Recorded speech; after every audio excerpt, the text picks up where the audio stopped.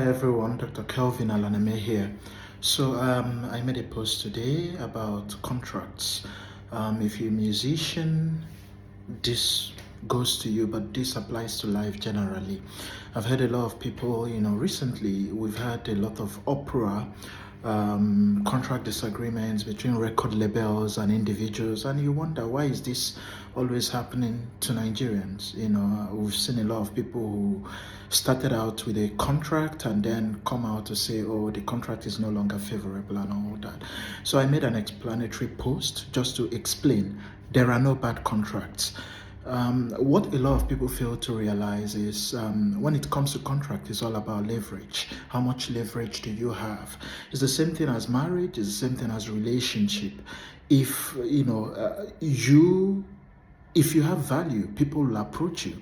So if you're an upcoming musician and you have a song or you have incredible talent, record labels will approach you, or you can approach your record labels. Now, the person who does the approaching gives up a lot of leverage. The person who is being approached has a little more leverage than the other person, because apparently it's all about you can take it or you can leave it. So sometimes it goes both ways. The label can approach the artist. Now, if you are a musician, for example, Wizard Chan, he had a song called Earth Song, which was very big. He wrote Earth Song and went to sleep and then was promoting it gradually, and then Chris Brown reposted it and the song went ballistic. Record label started approaching him. So in that case, he would decide, if you have options, he would decide what to take and what not to take. So when it comes to contracts, it's all about leverage. And just like, you have people who are walking red flags, but they are the loves of the life of some other people. So contracts are not by themselves bad. They are not by themselves intrinsically unfair. Contracts are just contracts. If they are not for you, you walk away. It's like somebody coming to you with a proposal. If you like the proposal, you take it. If you don't like it, you walk away. So nobody is putting a gun to anybody's head. So the thing we find happening very commonly is that upcoming artists most times have little or no leverage. So when they are given contracts to sign, the clauses might not be very, very favorable for them. Now, it's up to you to decide to negotiate further, okay? But when you are playing your card of trying to negotiate further, know that there are two things that can happen. It now depends on how badly does the record label want you. If the record label really wants you, then they can agree to your demands. Otherwise, they can walk away and you have no contract. But then if you're very good and you're sure of yourself and you have an audience and you have something going for you, you have more leverage. So if they walk away, you can take a better offer. So it's the same thing, it's a game of numbers, it's the same thing. You find it everywhere, in scholarships, in even options, in choosing things. The person that has more leverage has the aces, so you can actually make a better choice when you have options. But many upcoming artists, because of how hard, I think a lot of persons fail to realize how hard it is to get a record label deal. It's actually very hard. Ask your upcoming artists, they will tell you it's very hard to get a record label to believe in you, to give you funding. So as a result, people tend to take the first thing they get. Now, it's the same thing as getting a job. It's hard to land a job, especially when you're starting out. You don't have all the years of experience. So most times you take the offer that the first offers you get. These first offers are not usually the best offers. The contracts may be shitty. If you're abroad, maybe it might be in Nigeria, it might be a job paying you 100K, 200K, but it's an entry role. Abroad, it might just be an annual salary of like maybe 20,000, 30,000, but it's something. The essence of many people would take that offer because they need to prove themselves. They need to build up their credentials. They need to add more value to themselves. And if you stay at home and decline that job offer, the thing is, years might pass and better offers might not come along. But if with the cover of that job, you can improve yourself, you can learn, and that experience goes on your CV, and you have better leverage. So it's the same thing with artists. Nobody's asking anybody to take a bad deal. If the deal is not good for you, then don't take it. But if you see the deal as an opportunity, one deal, for instance, Rema might be given a deal. Universal Music or Sony or anybody might come to Rema with a deal and say, okay, take this deal. We're giving you a $10 million deal to take and come to Universal and leave Mavins. It's up to Rema. Now, Rema can turn down that deal.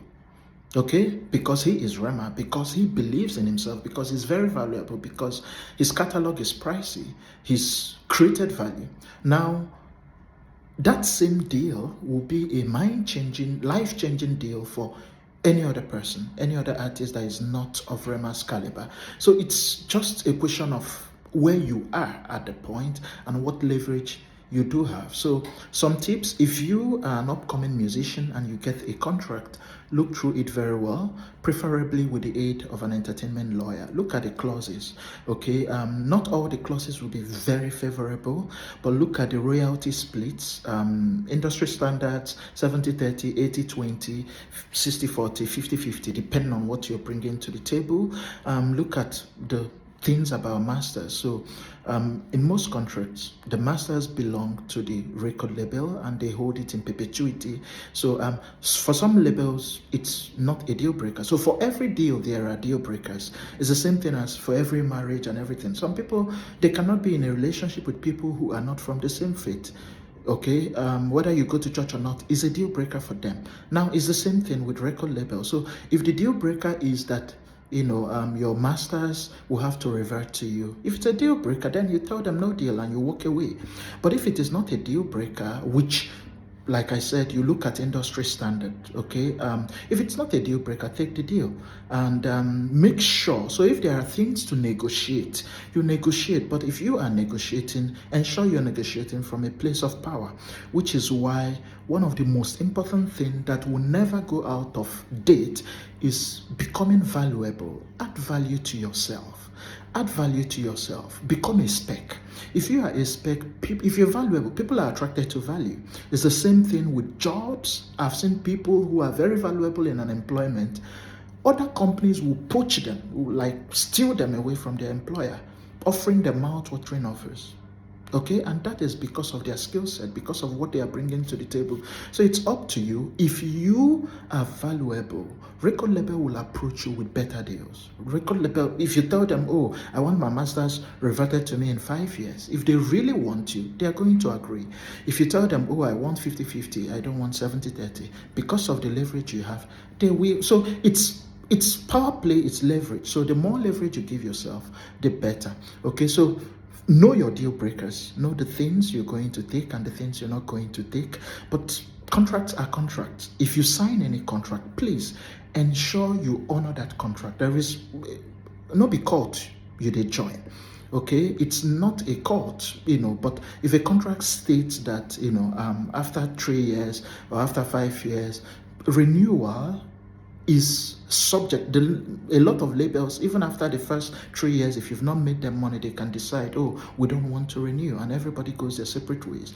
Some labels, if you're very valuable, they'll want to renegotiate, but because you've done well, you've returned investment, you're in a better position, you have a fan base, you have an audience, you're in a better position to actually either renegotiate or you walk away. So it's up to you. Right? So the most important thing is to make sure that you build value and then you realize. So don't be delusional.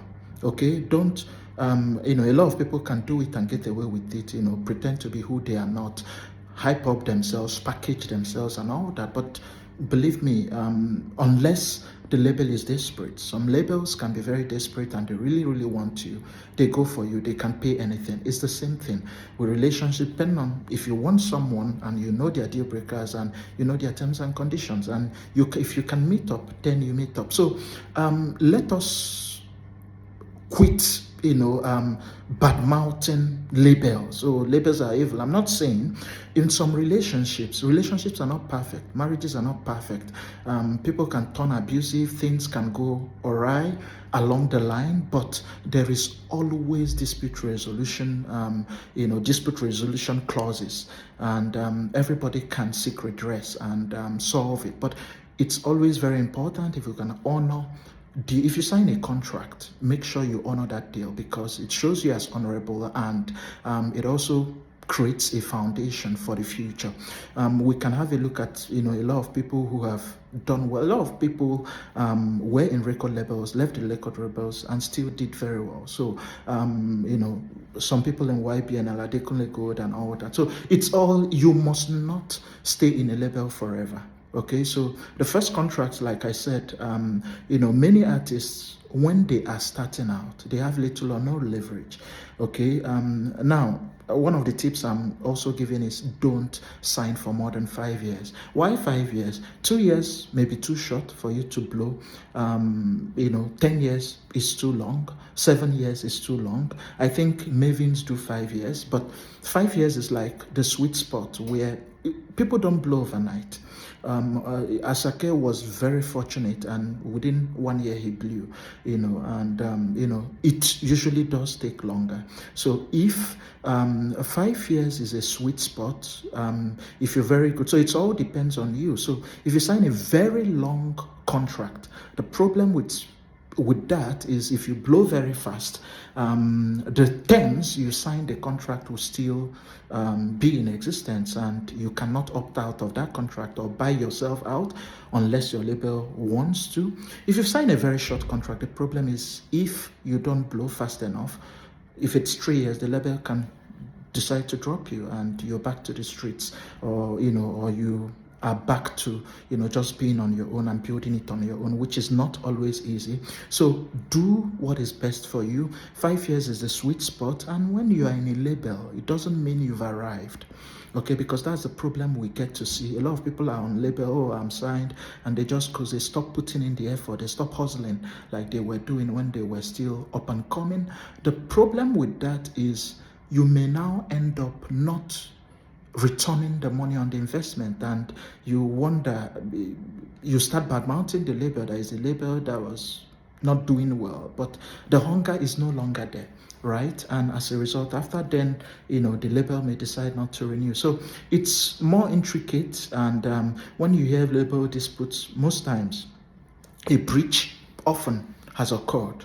Now, the breach could be the label breaching their contract. It could also be the artist, but it's up to, there are amicable ways of resolving things without having to, do all the social media drama, because, in the court of law, is a contract, agreement is agreement. Okay, and what the law follows are facts and not emotions. I'll see you in the next one.